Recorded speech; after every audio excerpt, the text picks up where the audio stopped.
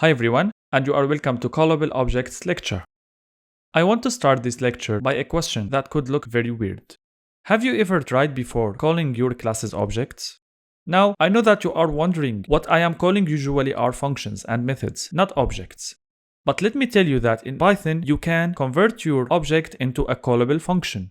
How to do that? This is what we will talk about in this lecture.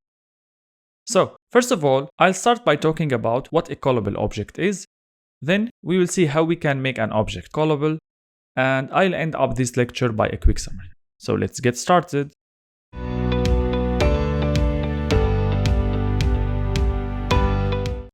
So, what's a callable object? Simply, callable object is the object that can be called like any other traditional function in Python. In other words, we call the object like how we call a normal function in Python. One of the most common use cases of these callable objects is in deep learning libraries like PyTorch, in which data transformation classes, objects, have the abilities to be called.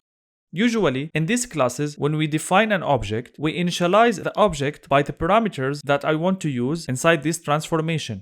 And when I call this object, I am applying the actual transformation on the data itself. And now the important question is how to make an object callable. Simply, all what you have to do is overriding the special method dunderCall. DunderCall, as you see here, is a method that accepts positional argument and arbitrary argument. So it's like any other normal method in Python. Once you define this method inside your class, actually you are defining the behavior for when an object from your class is called as a normal function. Whether this function returns a value or not, it depends on the actual logic that you want to execute inside your object. Now let's move to Jupyter Notebook in order to see some examples about callable objects. Okay, now let's understand callable objects by a real use case that you could face if you use deep learning libraries.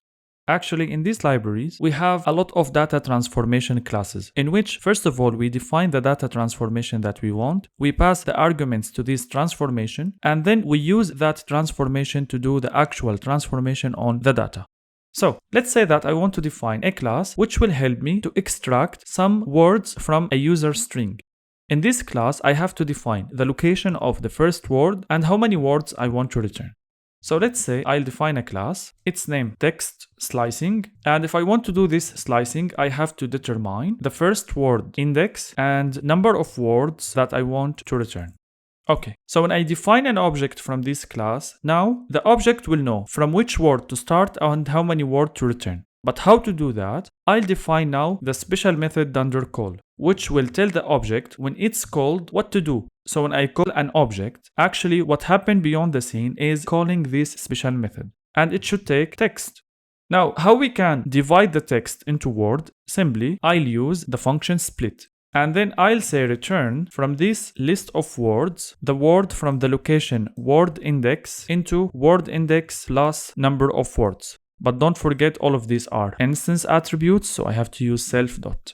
Alright, now let's see this class in action. Assume that I have the following text.